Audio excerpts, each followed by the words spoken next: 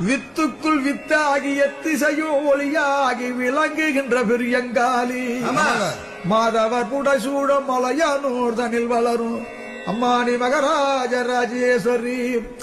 மகபோக ஜெய ஜெய மகமாயி அங்காளி அம்மானி மயானத்தில் நின்ற உமையே.